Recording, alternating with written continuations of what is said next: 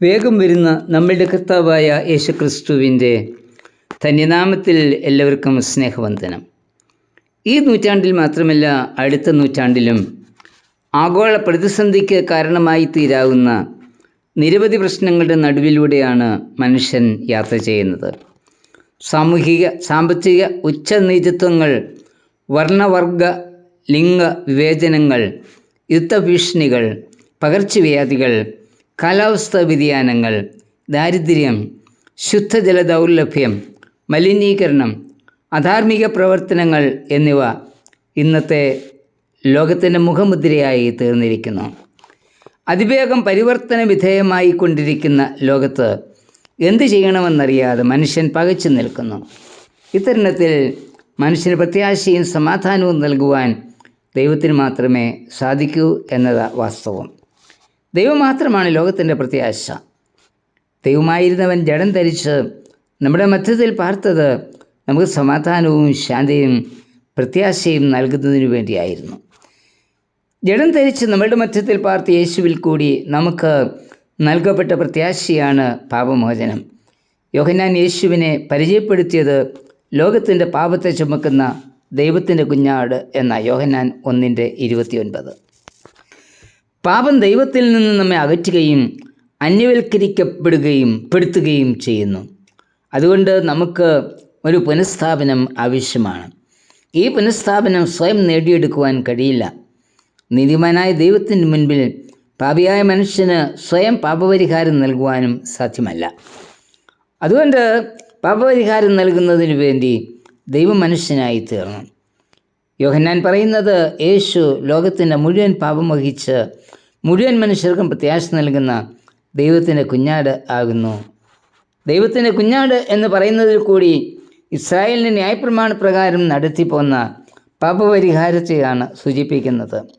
ലേവ്യ പുസ്തകം 16, 21, 22 വാക്യങ്ങളിൽ പാപപരിഹാരയാഗത്തെക്കുറിച്ച് പറയുന്നത്, ജീവനുള്ള ഒരു കോലാട്ടുകൊറ്റൻ്റെ തലയിൽ അഹരോൻ കൈ രണ്ടും വെച്ച് ഇസ്രായേൽ മക്കളുടെ എല്ലാ കുറ്റവും പാപവും ഏറ്റുപറഞ്ഞ് അവയെ കോലാട്ടുകൊറ്റൻ്റെ തലയിൽ ചുമത്തി നിയമിക്കപ്പെട്ട ഒരാളുടെ കൈവശം മരുഭൂമിയിലേക്ക് വിടണം. കോലാട്ടുകൊറ്റൻ അവരുടെ അകൃത്യങ്ങളൊക്കെയും ശൂന്യപ്രദേശത്തേക്ക് ചുമന്നുകൊണ്ട് പോകണം. യെശയ്യാ 53:6-7 പറയുന്നത്, യഹോവ എല്ലാവരുടെയും അകൃത്യങ്ങൾ അവൻ്റെ മേൽ ചുമത്തി കൊല്ലുവാൻ കൊണ്ടുപോകുന്ന കുഞ്ഞാടുപോലെ അവൻ മിണ്ടാതിരുന്നു. ദൈവത്തിൻ്റെ കുഞ്ഞാടായി ഈ ലോകത്തിൻ്റെ സകല പാപവും യേശു കർത്താവ് സ്വയം ഏറ്റെടുത്തു. കാൽവറിയിലെ യാഗത്തിൽ കൂടി നമുക്ക് പാപമോചനം നൽകി. തൻ്റെ യാഗത്തിലൂടെ പാപക്ഷമയുടെ പ്രത്യാശ നൽകി. അതോടൊപ്പം ദൈവത്തിൻ്റെ പുത്രത്വത്തിന് നമ്മെ അവകാശികളും ആക്കി.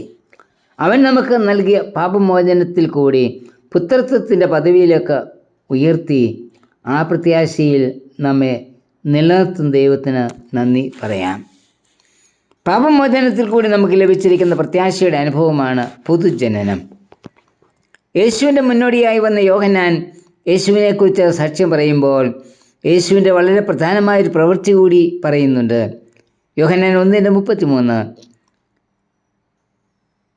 യേശു നമ്മെ പരിശുദ്ധാത്മാവിനാൽ സ്നാനം കഴിപ്പിക്കും എന്നത് ആ പ്രവൃത്തി. യോഹന്നാൻ വെള്ളം കൊണ്ട് സ്നാനം കഴിപ്പിച്ചു.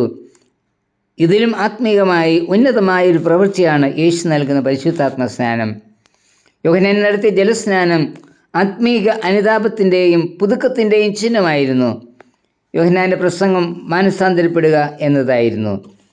യോഹന്നാൻ പറയുന്നത്, എൻ്റെ പിന്നാലെ വരുന്നവൻ എന്നിലും ബലമേറിയവൻ ആകുന്നു. അവൻ നിങ്ങളെ പരിശുദ്ധാത്മാവ് കൊണ്ടും തീ കൊണ്ടും സ്നാനം കഴിപ്പിക്കും. ലൂക്കോസ് 3:16. മാനസാന്തര സ്നാനം ഏറ്റ വിശ്വാസികളായി തീർന്നവരെ പുതുജനനത്തിൽ കൂടി ദൈവമക്കളാക്കുന്ന പ്രവൃത്തിയാണ് പരിശുദ്ധാത്മാ സ്നാനം.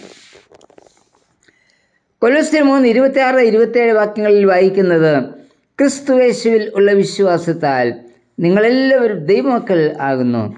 ക്രിസ്തുവിനോട് ചേരുവാൻ സ്നാനമേറ്റിരിക്കുന്ന നിങ്ങൾ എല്ലാവരും ക്രിസ്തുവിനെ ധരിച്ചിരിക്കുന്നു. അതായത് സ്നാനത്തിൽ കൂടി ഒരു വ്യക്തി ക്രിസ്തുവിനെ ധരിക്കുന്നു. തുടർന്ന് ക്രിസ്തു അവർക്ക് ആത്മാവിനെ പകർന്ന് നൽകുന്നു. ക്രൂശിൻ്റെ ആ പ്രവൃത്തിയിൽ കൂടി നാം പുതുജനന അനുഭവത്തിലേക്ക്, നിത്യജീവൻ്റെ അനുഭവത്തിലേക്ക് ചേർക്കപ്പെടുന്നു. ശമര്യസ്ത്രീയുമായിട്ടുള്ള സംഭാഷണത്തിൽ കർത്താവ് ഇത് വ്യക്തമാക്കുന്നുണ്ട്. ഈ വെള്ളം കുടിക്കുന്നവന് പിന്നെയും ദാഹിക്കും, ഞാൻ കൊടുക്കുന്ന വെള്ളം കുടിക്കുന്നവനോ ഒരു നാളും ദാഹിക്കുകയില്ല. അത് അവനിൽ നിത്യജീവങ്കിലേക്ക് പൊങ്ങി വരുന്ന നീരുറവയായിത്തീരും. ക്രിസ്തു നൽകുന്ന പ്രത്യാശയാണ് ഈ പുതുജനനം, അതായത് നിത്യജീവൻ്റെ അനുഭവം. നിത്യജീവൻ്റെ പ്രത്യാശ ലഭിച്ചിരിക്കുന്നവർ ക്രിസ്തുവിൽ ജനിച്ച ഒരു പുതിയ സമൂഹം ആണ്.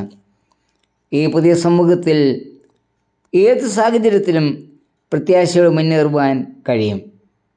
കർത്താവേ, നിന്നോട് ചേർന്ന് നിത്യജീവൻ്റെ പ്രത്യാശയിൽ ബലപ്പെടുവാൻ എന്നെയും സഹായിക്കണമേ.